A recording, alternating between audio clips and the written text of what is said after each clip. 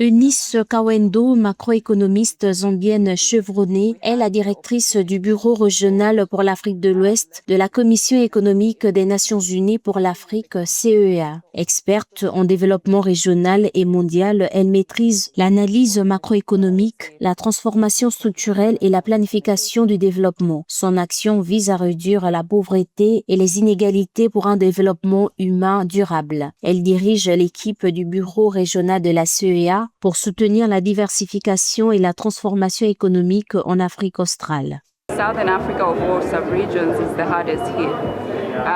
L'Afrique australe est de toutes les sous-régions la plus durement touchée, principalement en raison de la structure statique de son économie. Dans la sous-région, de nombreux pays dépendent fortement des minerais et des matières premières.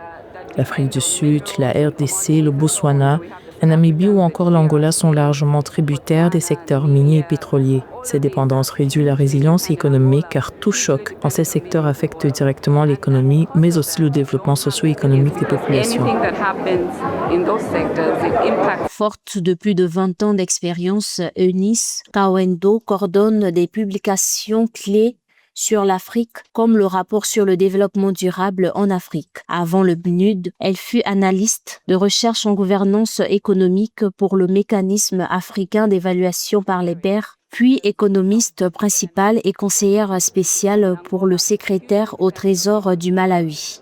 C'est pourquoi l'industrialisation est au cœur des priorités. Dans mon bureau, nous mettons particulièrement l'accent sur une industrialisation inclusive. Cela signifie une industrialisation qui bénéficie à tous, notamment par la création d'emplois. Les secteurs dépendants des matières premières génèrent peu d'emplois, ceux-ci doivent donc provenir d'autres domaines. La pandémie de Covid-19, la guerre en Ukraine et les catastrophes climatiques, la hausse de l'inflation et l'endettement ont engendré de graves problèmes de développement en Afrique australe, pauvreté, inégalités et manque d'emplois décents. Selon un rapport d'Oxfam, la pandémie a accru l'extrême inégalité. Les 15 États membres de la SADC ont perdu environ 80 milliards de dollars en 2020, 220 dollars par citoyen, effaçant tout espoir pour les pays d'atteindre les objectifs de leur plan de développement national visant à réduire la pauvreté et les inégalités d'ici 2030.